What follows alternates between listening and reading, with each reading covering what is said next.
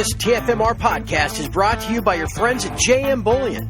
Visit jmbullion.com for all your gold and silver bullion needs. Hello again from TF Metals Report, and welcome to your podcast highlights program for the week of August the 7th through August the 11th, 2023. A week that begins the summer doldrums and the dog days. That period between the July jobs report that comes out on the first Friday of August and the Jackson Hole Symposium, which is usually the last Friday of August. These 3 weeks dominated by algorithmic trading, high-frequency traders, pre-programmed trades, in the absence of human beings that are on vacation or holiday in Europe. The week did end up playing out that way, and we'll talk about that as we go through the week day by day. But on Monday, one of the things we discussed in our daily podcast was a reminder of the algo trade that pairs the GDX, the big gold mining ETF, with the price of COMEX silver. Now, why would that be? It doesn't make any sense, but it's very clearly there, and you can see it in the correlation of this chart that we discussed on Monday. If you know silver's down, then you know the shares are down. In this algo hell world where somebody has decided if we can link the GDX to the price of silver, well, then if we can control silver, we can pretty much control sentiment for the whole sector. And here's your latest update. Oh, the shares are terrible. What's so wrong with the shares? Is it their cash flow and their margins and their blah, blah, blah, blah, blah? Or perhaps is it the algos? As you can see, with silver and candlesticks, and the GDX is a blue line. Why has the GDX gone from 33 down to 29? Because silver has gone down a similar percentage, from 25.50 to 23. With the dog days continuing on Tuesday the 8th, we took the opportunity to address another issue that we have with precious metal and mining share pricing. The naked short selling, predatory, sociopathic short selling that's allowed in Canada against the mining sector. It ruins these companies, but yet it's allowed because big bucks make sure it's still allowed within the Canadian system and even in the U.S. system. Again, very detrimental to the mining sector. All part of what we discussed Tuesday, August the 8th. And then one more thing. Dolly Varden is one that I own. I know many of you do. I'm just using it as an example and a reminder again today. Sean Kunkun was on a video that somebody posted earlier. And I love this company. I think they're great, right? And look at this great news today. Dolly Varden intersects near-surface vein extension with 342 grams per ton over 18 meters, including one little itty-bitty hole with 8 times that. Okay, that's great news, right? Wrong. Look at the chart of Dolly Varden. Tried to open higher today and then was dumped all through the session. That's why you get this red candle. And then as all these little miners look, the way how heavily shorted they are and naked shorted they are up in Canada, look at all the red candles. And what's a red candle? That means you close lower than you opened. So every day there's a red candle, like today, opened high up here at 56 cents. Dumped all through the New York Stock Exchange and the Toronto sessions to close at 53. That's a red candle. And look at all of the red candles. How many times the stock, for whatever reason, silver higher, whatever, opened higher and then was liquidated and shorted the entire session. What was this? 2/3, maybe 3/4 of these daily candles, 220 of them, I suppose, over the last year, are red. This is the problem with the junior miners and the explorers. The naked shorting, unabashed naked shorting, cannibalizing these companies, just destroying them by shorting them to death. Until that changes, it's going to be really hard for anything, to force these companies to quit this game. They see it as too easy of money. Every time there's good news and the stock jumps at the open, just short the shit out of it. Drive it down, just break their back. Get them so bad that then they got to come back and raise cash, dilute it further, short it again. Predatory is what it is. Evil, really, is what it is. Because they're real people doing a real good job, working real hard for their families, trying to make these companies work. And these predatory, evil people, greed-driven, greed-centric, selfish sociopaths. Short them to infinity with no fear of reprisal and no fear of a short squeeze. As we always try to remind you, we don't just simply follow the precious metals at TF Metals Report.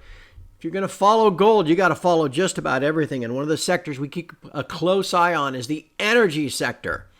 Maybe you haven't noticed, but crude oil has rallied about 20% in the last 6 weeks. And prices are rising at the pump. Well, natural gas is beginning to rally again as well. This has big implications for future inflation. So it's something we better be keeping an eye on, and it's something we discussed Wednesday the 9th. Okay, and then finally I mentioned energy prices. Let's start with crude and the natty. Here's crude. Mentioned it this morning. North of 84 on a closing basis for the first time in nearly a year.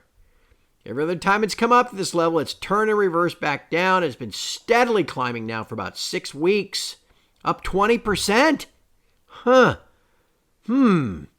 Wait a second. I thought the inflation was going away. I mean, whatever. Sure looks like there's a lot of room for this to run. Another $10 or so. And how about the natty? Natty comes crashing down in December and January of this year. Look at it. I guess it's not so worried about Ukraine. They're burning wood now, so they'll get through the winter just fine. Nice mild winter in the U.S. Natty going sideways. Barely getting above 3 briefly in early March. It's getting ready to break out. Natty could run to 5. Now, again, no one ever wants to trade the natty. They call it the widowmaker for a reason. All right? All I'm doing here is pointing out to you that natty looks like it's turning up too. We remain in those dog days, and so on Thursday the 10th, as we discuss the high-frequency trading pre-programmed algorithms that are currently dominating the trade in the precious metals, we figured we better take some time and talk about what factors, what inputs those algos are programmed to track. The bond market, the dollar index. If the bond market's selling off and nominal rates are going higher, the algos sell gold. If the dollar then is rallying, the algos sell gold. The correlations are obvious and clear. So we got to keep an eye on the bond market, got to keep an eye on the dollar index all the time, but particularly now in the month of August. First, the dollar index, which you can see is closing in on that downtrend line that goes all the way back to last November. Could it get there tomorrow? Well, yeah, very well could. Hopefully, it won't close above that line. Now, just barely closed above that line one day back in May. See that? And then fell immediately. And then, what happened then in June and in early July. But notice the day I've marked on here, July the 19th. After falling that huge, massive drop from north of 103 to below 100 in 5, 6 days.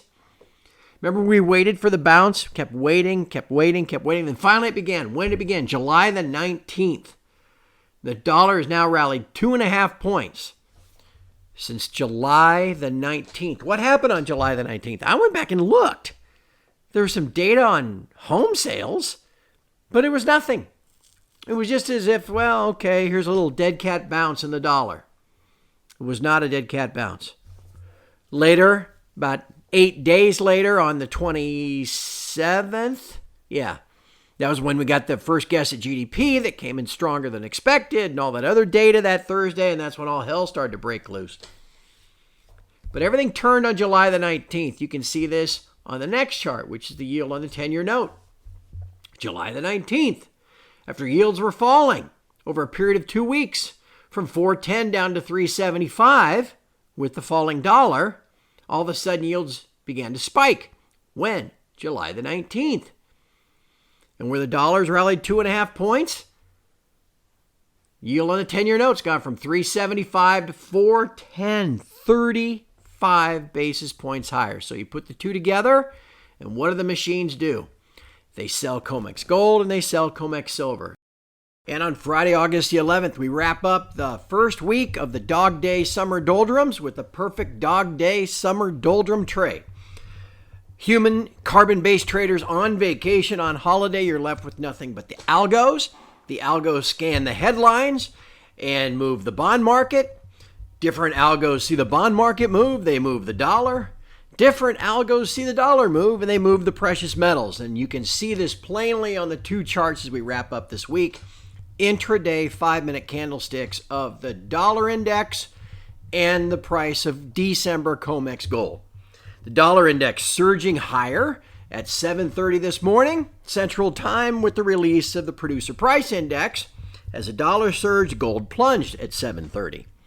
The dollar then backed off and gold rallied back. But then at 9:45, the dollar began to rally again and gold began to fall again. This is not about fundamentals. This has nothing to do with physical supply and demand. This is the price being set by the trading whims of pre-programmed algorithms. Now, once we get into later this month and into September, traders will return and maybe we can start focusing on some fundamental factors again. But for at least the next 2 weeks, be prepared for a continuation of this kind of trade. That's all for this week. We'll be back next week with another edition of the TF Metals Report podcast highlights. Between now and then, we invite you to follow us on Twitter at TF Metals. But also check out the website and consider a subscription. It's only $15 a month. TFMetalsReport.com. Have a great weekend, everyone.